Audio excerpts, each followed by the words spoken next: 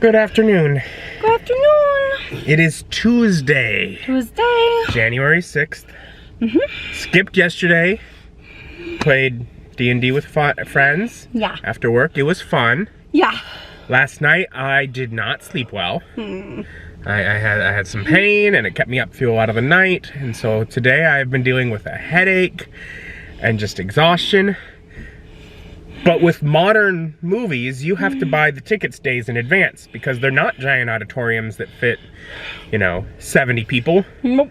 They're smaller auditoriums that fit 25 people in really comfortable seats. Yeah.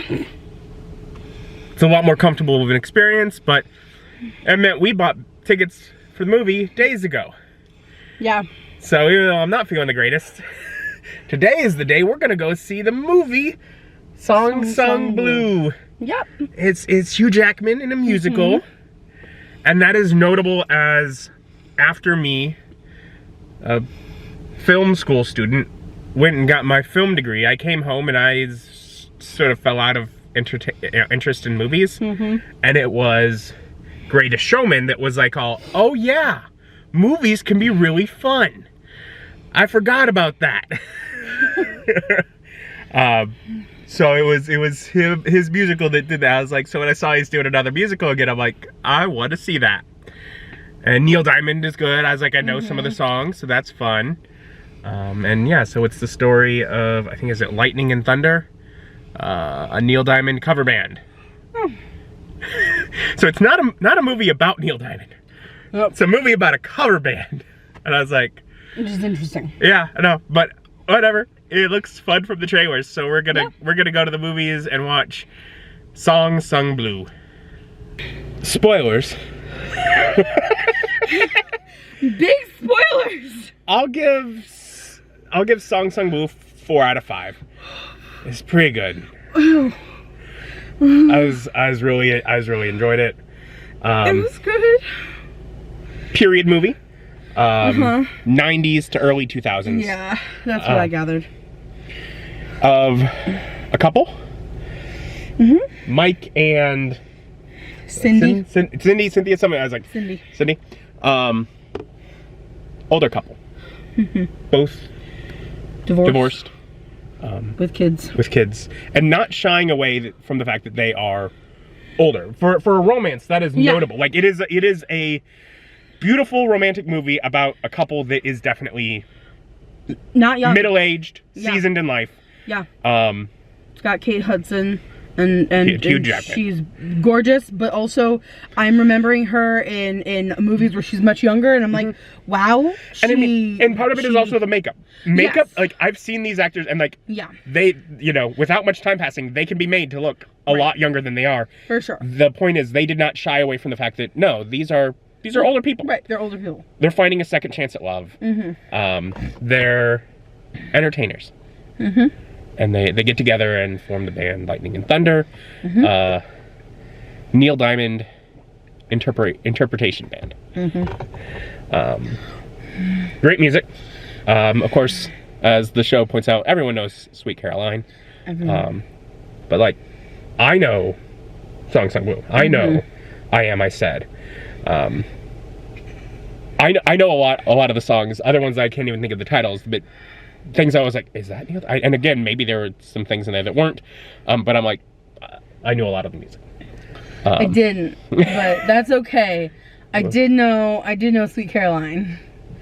You did at least also know Song Sung Blue? Yes, because we recently just listened to it. Okay. Did you know I Am I Said? I don't think so. It's the one about the story about a frog becoming a prince, except for the names and a few other changes. My stories.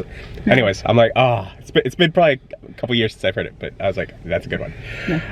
Anyways, so a lot of music I like, and I like musicals. It is very beautiful. Yeah. A lot of just connections and growing from this strange guy being brought home by mom to someone that the children are trusting and relying on, caring on for, relying on dad. It's like Pop, I think she calls him Papa or whatever, but like she has very little relationship at all with her actual father. Correct. The son, the younger, basically probably never Probably not. Never knew his father, and you know, From what we can gather. from what we gather, or at least has known Mike for so long that really is Dad. Yeah.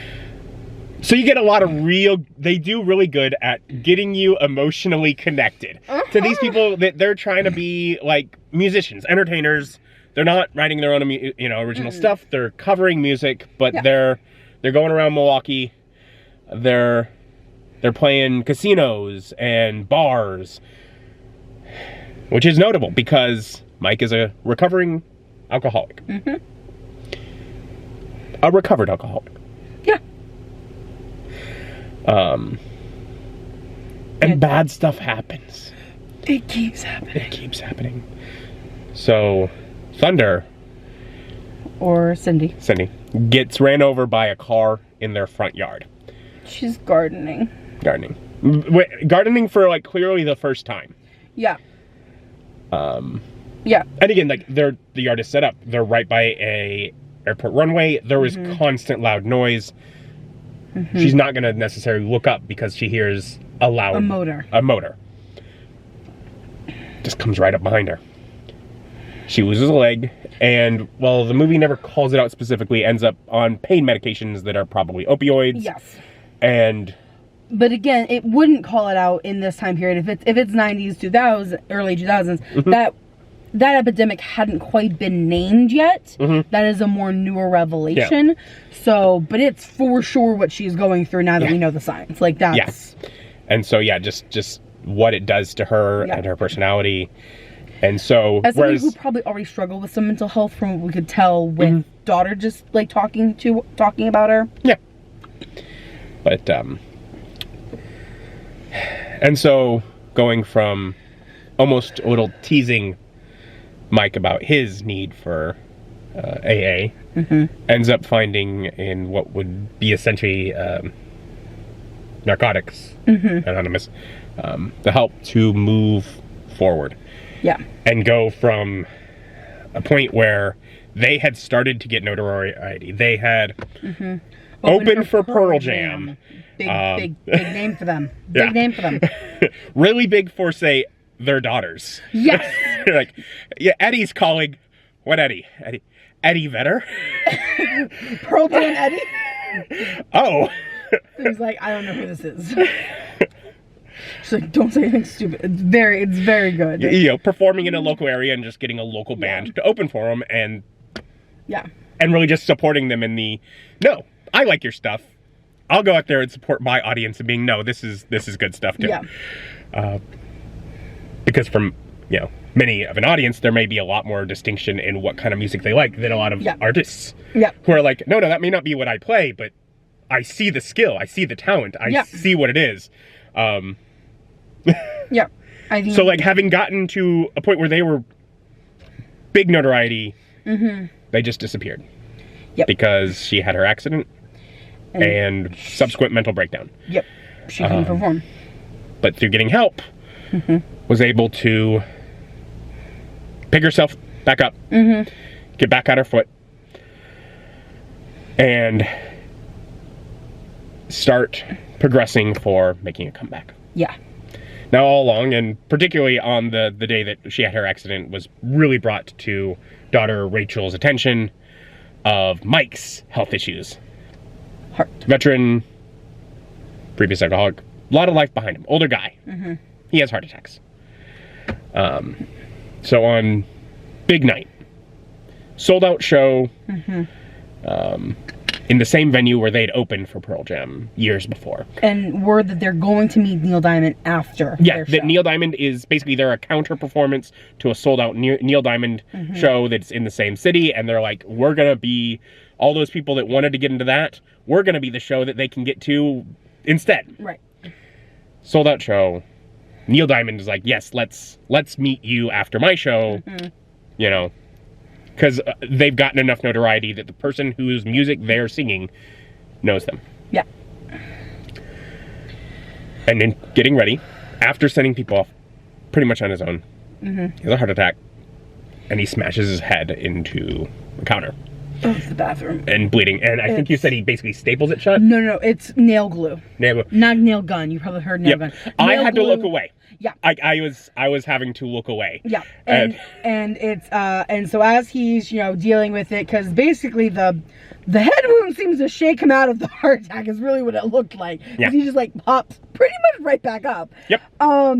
And he looks into the medicine cabinet, searching for something, holding his head. Nail, like for fingernails. Fingernail, for fake nails. Yeah. Got it. Nail glue. Yep.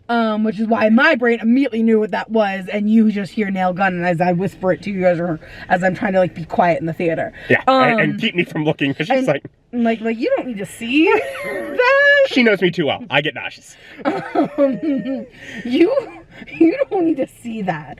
So he's trying to figure it out, and Cindy's biological daughter, his stepdaughter, Rachel comes in and is checking on him. Yeah. And from outside the door, yeah. And she has been one that has taken care of her mom in times of need. Like, she is a child that lives as an adult. Yes, her responsibility is to make sure that mom is okay, so that way mom can be okay enough for little brother. So I don't really get to be a child, but maybe he kind of does. And sad to the point that all this is going on with her mom. She hides her pregnancy. Yeah. So that went on while her mom's going through a mental breakdown. She doesn't tell her. 4 months in, she lets Mike know. And it kind of just breaks down. He's like, okay. Goes back into his military, all right, we have issues. What are we going to do? Right. She wants to give it up for adoption. She doesn't want to raise it, but she wants to have the baby and find someone that does. And it's like, who do you want to help you with this? And she's like, my mom. And she just bawled. Oh my gosh. Because that's so you. And just wanting your mom to help you through things when things are tough. Yeah. You want your mommy. Yeah. and it's just the kind of thing. It's like, but fortunately, Mother was better enough by the end. And so it's she does get to go through probably the hardest part with her mom. The beginning part's very scary and horrifying and all of that. But the birth, her mom is there. And giving it up. And and just with how women's bodies work with hormones, you are biologically, chemically, emotionally meant to be attached to that little human. And even though logically whatever age she is, she's young, seeming to be high school-ish, maybe into college. Yeah, I feel like that story is really over several years. It does feel like it's over several years. So they seem to place it over about 3 years, but it could have been more. It feels like they've kind of accelerated things. Right. Yeah. It's sped up time for a movie. It's fine. Yeah. But whatever, to make it make sense that the kids aren't aging as much as they would be. Right. But she could easily be, 18, 15, 16 when they started, 18 at this point. 18 still too young to not want to have a kid with. Yeah. Probably not more than, say, probably not 21. Probably not 21. Yeah. Probably not 21. And so her mom's there with her to give that up, and it was that was super heartbreaking, touching, because she knows that that's what she needs to do, because she's not ready to bring a child into whatever mess they have currently, and everything seems to be falling apart. Okay, we get better, and then another thing falls apart, right as Thunder was recovering and was starting to be better, and she's like, well, maybe she's standing out by the house in the front yard again, and she looks at the garden that she was gonna try and plant that's still not a garden, it's still just a bed of mulch, and she moves to the door, and then not even 5 seconds later, a car is hitting the house. Same spot where she had just been. Just sort of, and she makes the joke, lightning strikes twice. Yeah. And instead of terrifying her and letting the fear that she'd had before go, it encouraged her for, you know what? We can do this again. Yeah. We can get back to where we have. They're entertainers. Yeah. Their joy is from bringing others joy. Yeah. And she gets back to it, and they go for their... Anyways, back to where we were. Yeah. They have their big reunion, and he uses nail glue to close up his wound, but he's bleeding in his brain. His head is broken open to a certain degree that now that you've glued it shut, there is now blood places that there should not be blood. So they do their big show. He gets his dream come true, and he dies in the car before they get to meet. Yeah, in the car on the way to go waiting to meet They Neil park. Diamond. They park in the place that they're going to meet Neil Diamond. She gets out, and he does not. No. And then it's his funeral. Because... And But it was sad and it was happy. it's such a movie of just life, of like real life. And it is inspired by a true story. Yeah. By a true love story, is what they put it. But it just, it's so much of just... It's good. It's really good. It's really upsetting. Yeah. She's like, you pick all the sad ones. I was like, I have no idea what you're talking about. Also, I didn't know this was sad. Go see it, but no, it's sad. It's super sad.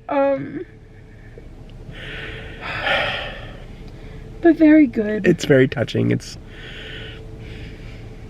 And you know what? I am less tired now than I was when I went into it. And I was awake through the whole time, so. Yeah. It's just, it got me emotionally... Yeah, I feel a little bit emotionally spent. I'm still, if I think about it too much, gonna cry because like the credits were rolling and I was like trying hard not to just like sob and bawl my eyes out because I don't think I was doing a very good job either. It's pretty rough. Crying can make me feel better. It's an emotional release. It doesn't make me feel better. It just makes me feel exhausted. And I'm tired. And I'm still kind of sad.